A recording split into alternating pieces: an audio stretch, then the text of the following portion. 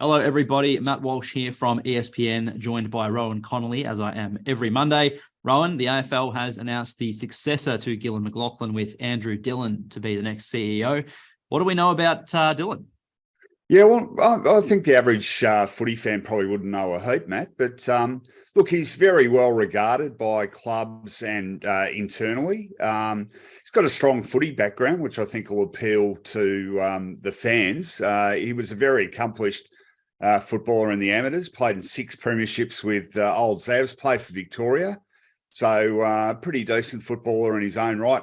He's been at the AFL since 2000, working basically in the legal arena, but that's covered off on a lot of football issues.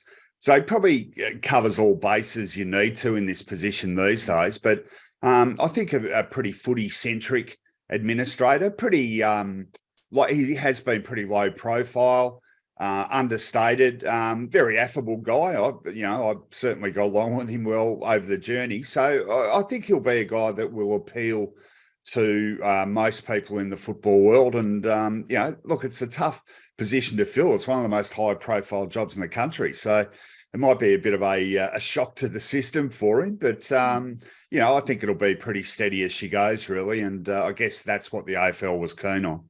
Yeah, it sort of seems like it's going to be a consolidation period coming out of COVID. Obviously, McLachlan, long tenured as well, leaves behind a pretty long list of things on his legacy, including AFLW, record broadcast deals, and the likelihood of Tasmania coming out of this as well. Yeah, don't forget the biggest farewell tour since Dame Nellie Melba.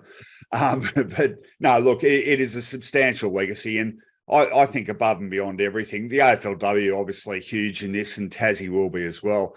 But simply negotiating the minefield of COVID, I mean, thinking back to that now, we didn't have a competition for 3 months.